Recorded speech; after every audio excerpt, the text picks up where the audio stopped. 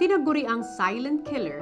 Ang hypertension ay isang kondisyon kung saan tumataas ang pressure ng blood vessels sa katawan at kapag mas mataas ang presyon ng dugo, mas mahirap ito sa ating puso na ipump ang kalaunay makakaapekto sa ating mga organs. Ayon sa Philippine Heart Association, tumaas sa 37% nung nakaraang taon ang kaso ng mga may hypertension. Ito ang pinakamataas na naitala since 1992.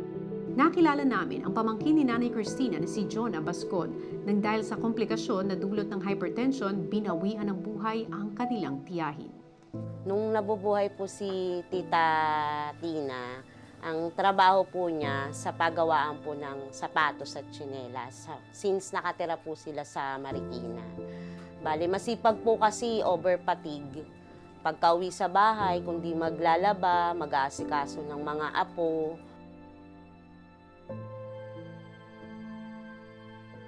Lagi siyang talagang energetic.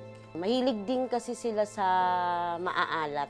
Since mahilig sila sa bagoong, sila magkakapatid. Kasi hindi po siya nagpapahinga.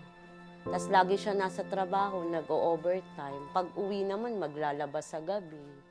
Hindi po siya nakakapag-exercise.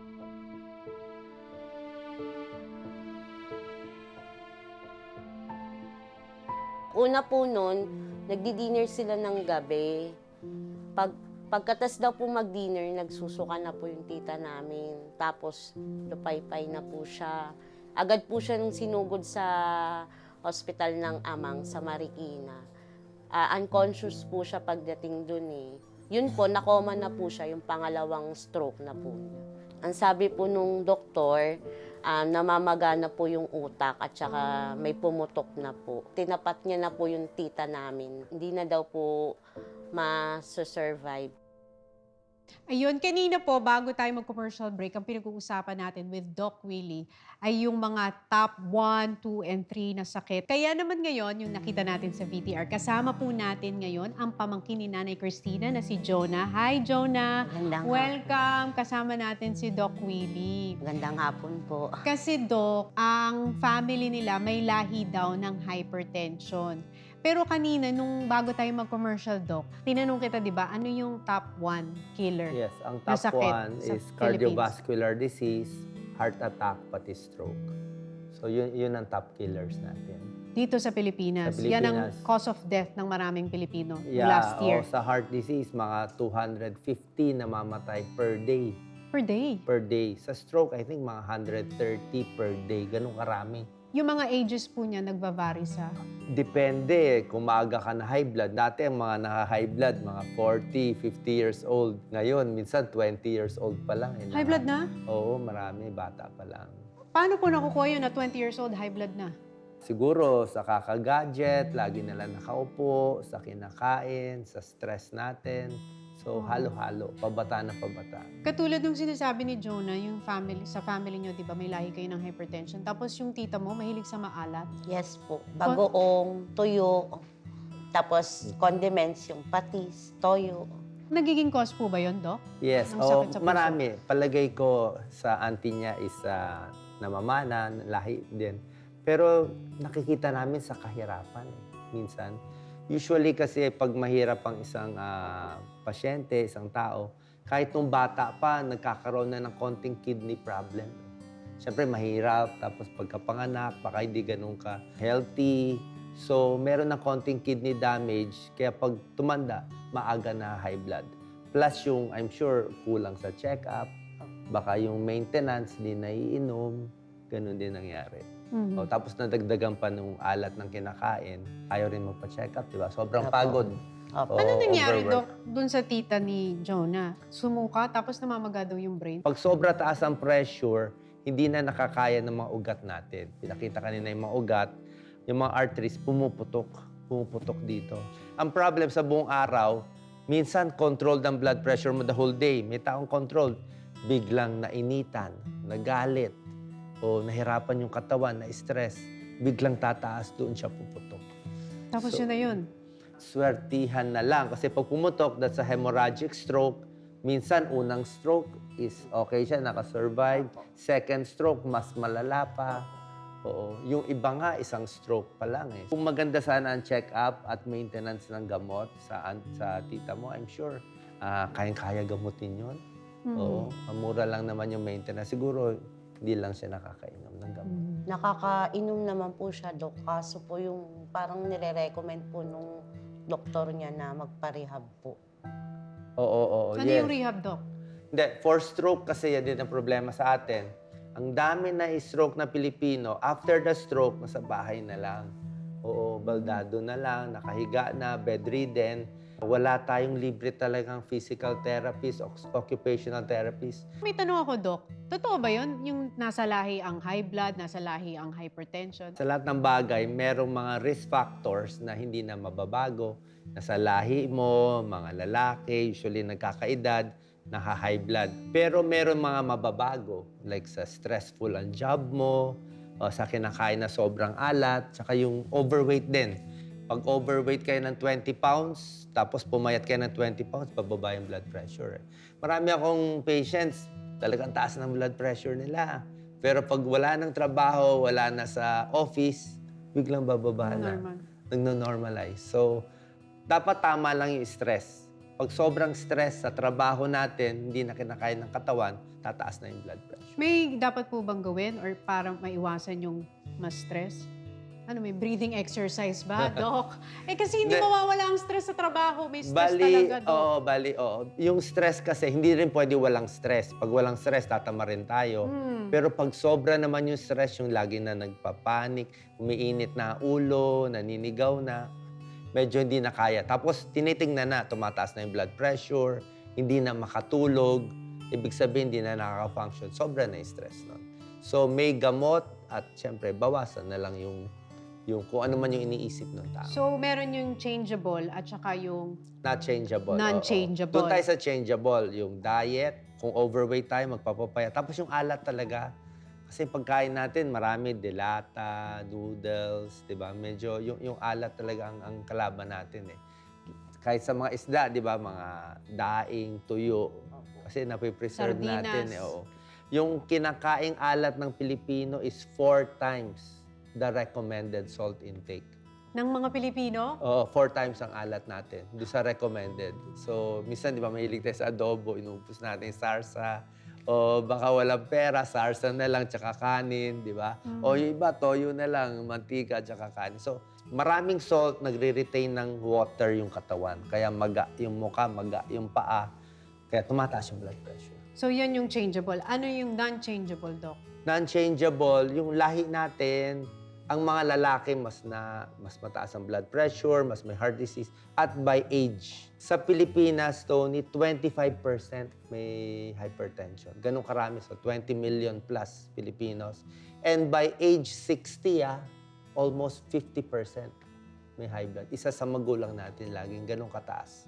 Yun talagang problema. Pero pag umiinom ng gamot na maintenance, merong mga murang maintenance na mga generic, nakokontrol eh. Yung life expectancy nila napapahaba ng mga 9 to 10 years. Dagdag sa life Okay. expectancy. Kaya totoo talaga yung mga ka-maintenance. Ang parents ko kasi ka-maintenance eh. Ang dami nilang yung pang-maintain ng sugar, ng high blood, hindi ba? Pero May may tulong mga 20 years old, 30 years old, may mga ka-maintenance na. May mga tinetake na, no? Oo, marami nga. Siyempre sa trabaho nila, sa lifestyle nila. Pero marami rin naman mga healthy na ngayon. Marami na nagja-jogging, nagmamarathon, nagbabiking. Di ba? Nauuso na to ngayon eh. So yung iba, pag mas fit sila, mas makokontrol natin to. Ano yung DASH diet, Doc, na pinag-usapan dun sa vlog nyo? Yung DASH diet, ito yung Dietary Advice to Stop Hypertension. Ang maganda sa high blood, meron talagang diet na nagpapababa ng blood pressure. Ang shortcut lang, mainly parang vegetarian siya eh. Oo. Vegan, ganun, Doc? Medyo konti lang talaga ang meat eh. Konti lang ang meat, konti yung animal fat, more gulay talaga, prutas, talagang controlled. Or yung mga Mediterranean diet, maganda rin. Maraming vegetables, maraming nuts. Before kasi, Doc, I tried yung fasting. Well, there are Intermittent two types. fasting. No, there are 2 types of fasting, di ba? The spiritual fasting and the fasting for health. Yes. May water fast, may liquid fast, may talagang fasting na no water and food intake. Kasi kailangan din daw ng katawan natin to fast, yung walang food intake para mag-regenerate, mag-reset lahat. Totoo yun, Doc?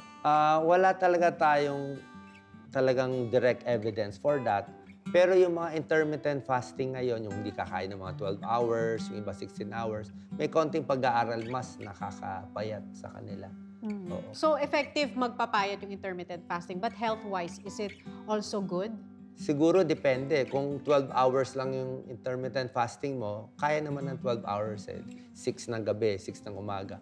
Pero yung mga 16 hours or more, lalo na kung may edad na, baka hindi masyado kakayanin eh.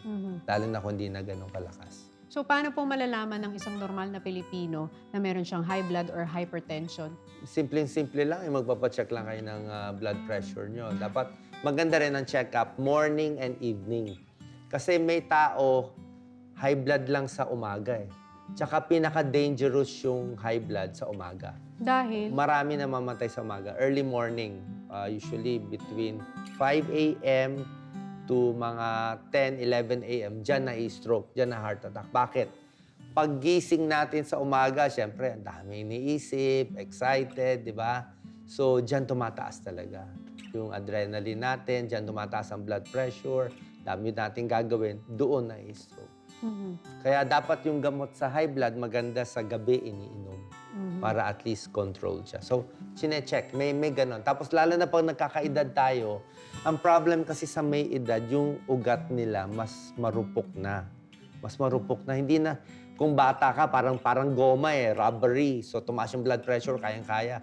Pero pag matanda na, parang mabilis na pumutok eh. So, pag konting taas ng blood pressure, 190 to, puputok na siya eh. Actually, nakakatakot talaga ang stroke eh. Kasi masisira isang part ng body mo at marami nadidepress. I'm sure nadidepress. Diba? Lahat sila depressed, malungkot. Kasama yun sa effect ng pag na-stroke. Na-stroke, yes. May yung Oo. emotional na state. Ang dami nadidepress. Oo. Kasi dati nakakalakad, ngayon hindi na siya makalakad. Si ate, anong sabi mo yun sa'yo? Anemic ka. Opo. Paano naman yung sa kanya, Doc? Eh, Paano nagkakaganyan? maling akala. Iba yung anemic sa low blood eh. Yung anemic, dami ng dugo. Dami ng dugo. Let's say, sa babae, malakas magregla, o may ulcer, may bleeding, kulang ang kinakain mong sa iron-rich foods, bumababa ang red blood cell, anemic.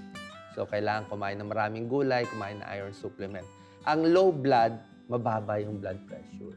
Okay. Hindi ka naman nahihilo, di ba? Yun ang sinecheck. Okay lang yan. Hindi naman talaga low blood yon. Normal pa rin yung blood pressure mo. So ano po ang dapat gawin ng ating mga kababayan na nanonood para malaman nila, maging aware sila?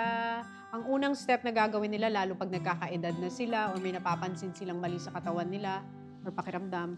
Malalaman naman po sa mga nakikinig sa atin, kung kayo naninigarilyo, nakalimutan ko sabihin, sigarilyo, nakakataas ng blood pressure yan.